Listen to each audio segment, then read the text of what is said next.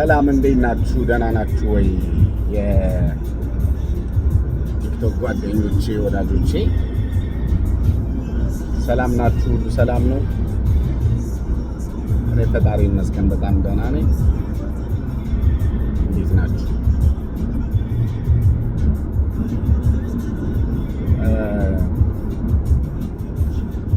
የሆነ ነገር ልላችሁ ነው የመጣሁትና ካርጎ አድርጌ እየተመለስኩ ነውና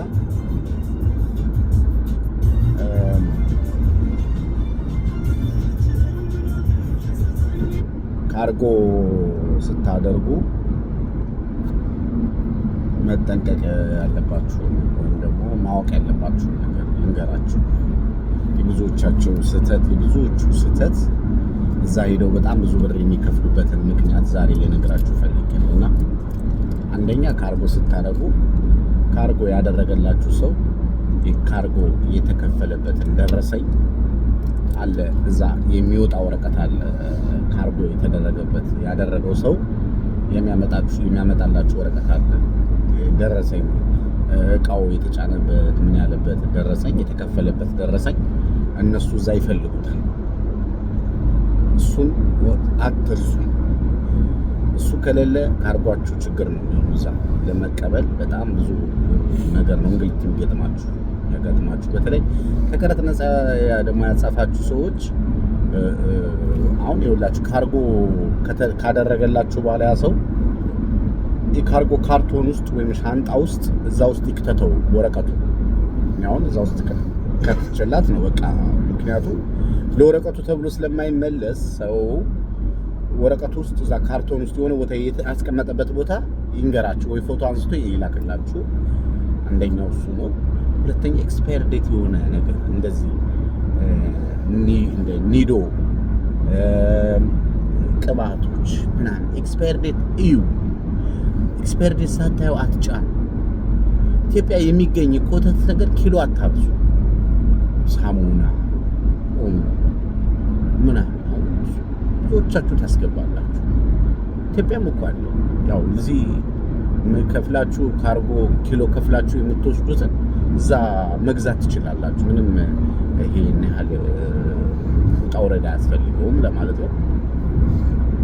በዛ ላይ ማዳሞቻችሁ የሚሰጧችሁ እቃ እንደዚህ እንደ ጁስ ማሽን ምናምን ይሰራል የማይሰራው ምናምን አትክታቱ፣ አያስፈልጋችሁ። ይሄ እኮ ማለት ከጭንቀት የተነሳ ነው አይደል? ሁሉ የምታደርጉት ኢትዮጵያ ሄዶ የሚጠቅም መስሏችሁ ነው። ይሄ ስጦታ የተቀበላችሁትን ምናምን ከታችኋል።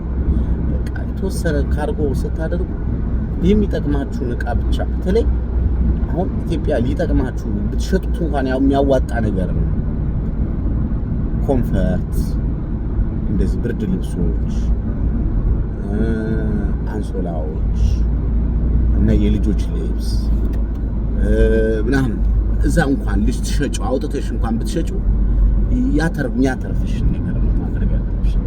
ልጅ የማይረባውን ብትከጩ ምንም ጥቅም የለውም። እና እሱና እንትን በሉ። ያው እንግዲህ ይሄን ልንገራችሁ ይሄ ነው የመጣሁት ዛሬ ያዩት የታዘብኩትና ይግርመኝ ነገር ስለነበር ነው ዛሬ ላሳውቃችሁ ይሄ ነገር ብዬ የመጣሁትና ይሄ ነገር በደንብ ካርጎ የምትጭኑ ወደ ኢትዮጵያ ካርጎ የምታደርጉ ሰዎች ምንድነው የምትጭኑት? ምንድነው የሚጠቅማችሁ ነው የማይጠቅማችሁ ነው? ዝም ብላችሁ የምትከቱት ዝም ብላችሁ በየጊዜው ሰብስባችሁ ማዳም ስለሰጠቻችሁ በጣም ትልቅ ነገር አድርጋችሁ የምትጭኑ ሰዎች አላችሁ። ኪሎ ነው የሚያነሳባችሁ። ኪሎ ተወዷል። አሁን ኪሎ ተወዷልና እሱን ማወቅ አለባችሁ። እንደዛ አድርጉ። ኢትዮጵያ ደግሞ እንደገባችሁ ይኸውላችሁ ኢትዮጵያ ሲደወልላችሁ ቶሎ ሄዱ። የመጋዘን እዛ ክፍያ እንዳይጨምርባችሁ ልክ ሲደወልላችሁ ቶሎ ሄዱ። አንደኛው እሱ ነው። ሁለተኛው እዛ መኪና እዛ ውስጥ አለ። እዛ ውስጥ መኪና የማትፈልጉ ሰዎች ደግሞ ታርጋ ይዛችሁ ግቡ። ስምና ታርጋ ይዛችሁ ግቡና ከጨረሳችሁ በኋላ ተደውልተን ሪፖርት አደረጋላችሁ መጥቶ መጫን ይችላል። ገብቶ በፈቃድ ነው፣ ዝም ብሎ ያለ ፈቃድ አይጫንም። እንደዛ አድርጉ ማለት ነው።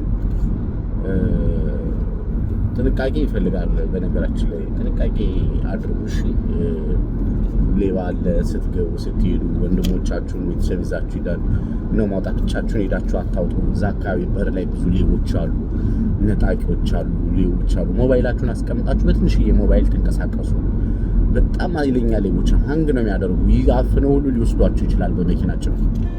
ስለዚህ ጥንቃቄ ብታደርጉ መልካም ለማለት ነው። ያው እንግዲህ ታውቃላችሁ ካርጎ ኢትዮጵያ ውስጥ ካርጎ ማድረግ እንግልት እንዳለው ታውቃላችሁ። እዛ እቃው ሲመስል ሲፈተሽ ምን ሲል አሁን ለምሳሌ ከቀረጥ ነፃ የጻጻፋችሁ ሰዎች ብዙም ችግር የለውም። እቃችሁ ብዙ ብርበራው ምናምን አይገባም። በቃ የቀረጥ ነፃ ወረቀት ስላለሽ አየት አድርገው በቃ አሽጉና ውጡ ነው የሚሏችሁ። ብዙ እንትን የለውም። ለቤተሰብ የምትልኩት ነው በጣም ከባድ የሚሆነው። በቤተሰብ ስም የምትልኩት ራሳችሁ እዚህ ይዛችሁ ሄዳችሁ ደግሞ ከቀረጥ ነፃ እንኳን ባይኖራችሁ ራሳችሁ የምታወጡትና ራሳችሁ የምትሉ ከሆነ ችግር የለውም። ምንም ይሄን ያህል እንትን የሚያስብል ነገር የለም። ያው አንድ እጅ ተቀርጣችሁ ነው የምትወጡት። በቤተሰብ የምትልኩት ግን 3 እጥፍ ነው የምትቀጡት። 3 እጥፍ። ለምሳሌ አንድ ላውንደሪ ማሽን 18,000 ብር ከሆነ ቀረጥ የምትከፍሉት 8,000 ብር ከሆነ ቀረጥ የምትከፍሉት 3 እጅ እጥፍ ነው የምትከፍሉት ማለት ነው። አያችሁ አይደል? በጣም ጉዳት ነው። 20 ምናምን ሺህ ብር ነው የምትከፍሉት። 24,000 ብር ነው የምትከፍሉት ማለት ነው። በጣም ጥንቃቄ አድርጉ እንደዚህ አይነት ነገር ላይ። ስሬስሊ መጀመሪያ ሁሉ ነገር እኮ ከተጠነቀቃችሁ ምንም ነገር አይፈጠርም። ግን ያንን እናንተ ችግራችሁ ምንድነው? ያለ መጠንቀቅ ነው ይሄ ሁሉ ዋጋ የሚያስከፍላችሁ። እና በጥንቃቄ ሁሉ ነገር በእርጋታ ብታደርጉት የሆነ ነገር አይፈጠርም። በዛ ላይ ደግሞ የሚሰራ ስልክ ነው መስጠት ያለባችሁ። አረጋግጡ። የማይሰራ ስልክ ሰጣችሁ ደውለው ካጧችሁ የመጋዘን በጣም ነው የሚቆጥረው። ከዛ በኋላ ደጋግሞ መደወል አይፈልጉም። በ3 ቀን በ4 ቀን ነው የሚደውሉት። ለምን? ብዙ ወረፋ ስለሚኖርባቸው እንትን አይሏችሁም፣ ቶሎ ያስታውሷችሁ። ያኔ የመጋዘን ይቆጥርባችኋል። እሱን ጥንቃቄ አድርጉ። ዶክሜንት አትርሱ። ፓስፖርታችሁን እንዳትረሱ። በሊሴን ፓስ የገባችሁ ሊሴን ፓስያችሁን እንዳትጥሉ። በፓስፖርት የገባችሁ ደግሞ በፓስፖርታችሁን ይዛችሁ መሄድ አለባችሁ። ዶክሜንት መታወቂያና ፓስፖርታችሁን ይዛችሁ እዛ አጉል እንግልት እንዳይፈጠርባችሁ። ምክንያቱም የእናንተ እዛ መንገላታት በጣም ከባድ ነው፣ በጣም ዋጋ ያስከፍላልና ይሄንን ለማሳወቅ ስለምፈልግ ነው። ምክንያቱም ብዙዎቹ ይሄን አያሳውቋችሁም፣ አይነግሯችሁም። እነሱ ራሳቸውን ኪሎ ጭነው ገንዘብ ማግኘታቸውን እንጂ አንቺ በምን ጉዳት ይደርስብሽ፣ በምን ስቃይ ውስጥ ትገቢያለሽ ምናምን የሚለው ማንም አያስብም። ካርጎ እስኪመጣ ብላችሁ ደግሞ ሆቴል የምትቀመጡ ሰዎች ይሄ ደግሞ በጣም ከባድ ነው። መቼ እንደሚደወልላችሁ አታውቁትም። አገር ቤት ሂዱና ከአገር ቤት ስልካችሁን ኦን አድርጉ፣ ወዴት ተጠባበቁ። ልክ እንደተደወለላችሁ በማግስቱ ቲኬት ቆርጣችሁ ተነስታችሁ መታችሁ መውሰድ። ዘመድ ከሌላችሁ ሆቴል ቁጭ ብሎ ለካርጎ መጠበቅ ትንሽ ደግሞ ዋጋም ያስከፍላል። ይሄ ምክንያቱም ረጅም ሰዓት ነው የምትቀመጡት፣ ረጅም ቀን ነው የምትቀመጡት። ይሄ ሆቴል ወጪ ይኖርባችኋል ማለት ነው። በዛ ላይ ሰው አትመኑ፣ ምክንያቱም አታውቁትም። የኢትዮጵያ ሕዝብ ሰው አሁን ምን አይነት ባህሪ እንዳለው አታውቁም። በጣም ጥንቃቄ ማድረግ። አሁን ለምሳሌ ሆቴል ላይ የምትተዋወቁ፣ ኤርፖርት ላይ የምትተዋወቁ ሰው ምንድን ነው የሚሰራላችሁ?